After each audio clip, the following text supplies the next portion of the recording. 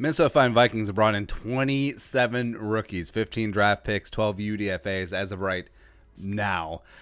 So there's going to be a lot of roster turnover. There already has been a ton of roster turnover, but some fringe roster veterans, so here are 5 surprise veteran Vikings cuts for 2020. Let's get down right away. So numero uno, Shamar Stephen, right? I like Shamar Stephen, former 7th round pick in 2014. Out of UConn, former Husky, was really serviceable, turned into a nice hybrid 3-tech nose tackle backup, signed with Seattle 2018, came back, and the cat's in the cradle and silver spoon. Came back 2019, 3-year, $12.45 million deal, and was average last year. Like, he posted a 58.2 PFF grade. Had his worst run defense grade of his career as a starter. And, I mean, it was really disappointing. You brought back Shamar Stephen to pair with Linval Joseph to be the plugs in the middle and really stop the opposing running game. And the Vikings had one of the worst run defense seasons of the Mike Zimmer era, right? But now you look at Shamar Stephen, year 2 of that 3-year extension, $5.033 million cap hit, but you do have $3.767 dead. Now, you would free up a $1.267 million by cutting him. It's not a lot, but also it's a little something.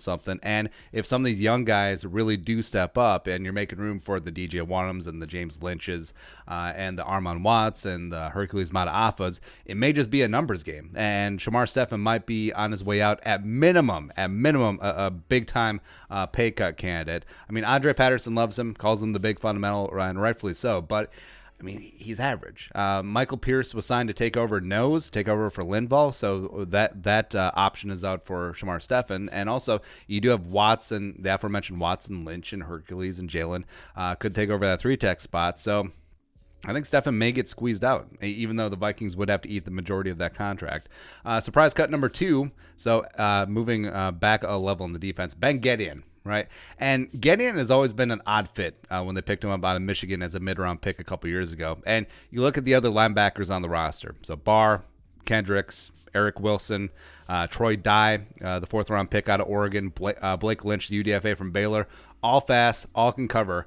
Ben GEDEON's a bit of a throwback, a bit of a plodding linebacker, can certainly bring the wood, but yeah, respect where it's due. Very solid special teamer. That actually might help him stick around for the final year of his rookie deal, but hasn't really shown that he's legit or elite in his first 3 seasons as a part-time starter until Eric Wilson eventually took his spot. So again, last year of his rookie deal, $983,289 cap hit. Nailed it.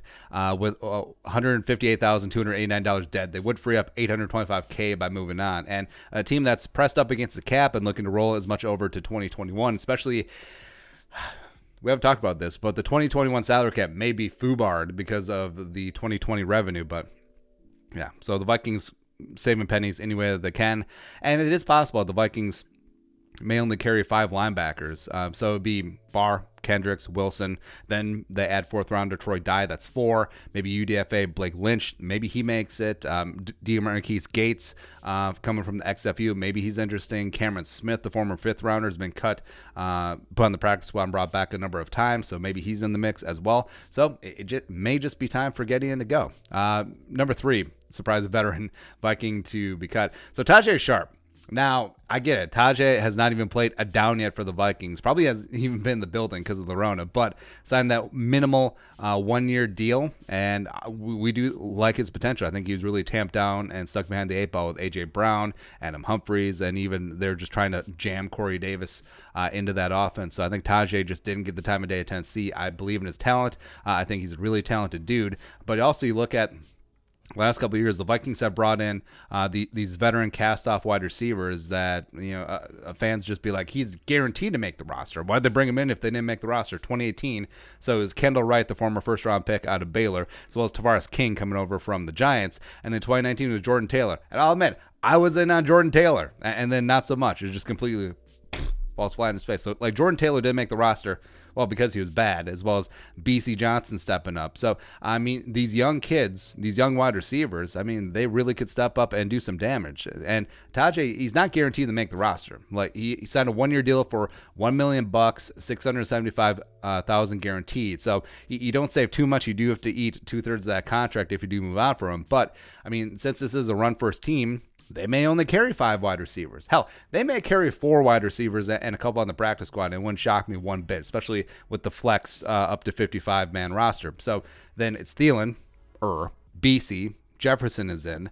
And then KJ Osborne, does he make it as a wide receiver / return man? And then Courtney Davis, the UDFA of Texas A&M, super interesting, as well as the other second-year guys. What about Dylan Mitchell? What about Alexander Hollins? What about Davion Davis? And Chad Beebe still floating around. So even though I really like TAJAE, and I would wager that he makes a roster, he might not.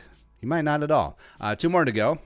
Veteran Viking shocker cut number 4. So Pat ELFLEIN. All right. So it's not necessarily a shocker.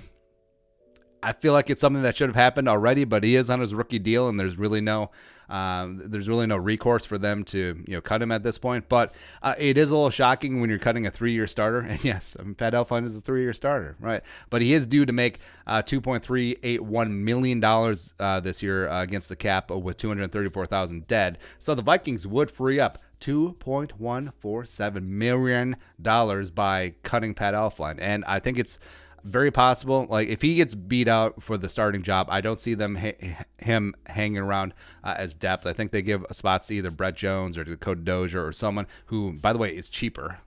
As well as I think some of the young guys be given the time of day, like Blake Brandell, even like a Kyle Hinton. So it's going to be interesting there. Last one. So speaking of Blake Brandell, so Oregon State Beavers, Sean Mannion. It's a very long way to get to that. But anyways, Sean Mannion, backup quarterback du jour, re-signed 1 year, $1.047 million deal, $137,500 signing bonus, and that would be the dead cap. Would free up about $900K if they moved on from him. Now, again, it's unlikely that the Vikings roster more than 2 quarterbacks. That's what they did the last couple of years. But if Jake Browning, the UDFA out of Washington last year, who they really liked, who they gave $140,000 UDFA signing bonus, the largest in NFL history. Like, if he shows up and shows out in year 2, they may want to keep him on the roster. Or if Nate Stanley comes in as a 7th-round pick and really surprises folks, I mean, it could be a spot where Sean Mannion may be on his way out. Because if you have the 2 young quarterbacks really stepping up, you're probably not going to put both of them on the practice squad. You're probably only going to roster 2 quarterbacks. So if Browning steps up as QB2, Nate Stanley's still on the practice squad, it may be the odd man out Sean Mannion, save that $900K, and move on. Because you've seen what Sean Mannion can do. You saw it in Week 17, and if Kirk Cousins is abducted by aliens, knock on wood, hopefully that does not happen. Are you going to be better off with Mannion or just roll the dice YOLO with one of the kids? Well, you know what you have in Mannion. You probably could not do a lot worse. So Mannion may be on the bubble as well. But that's it.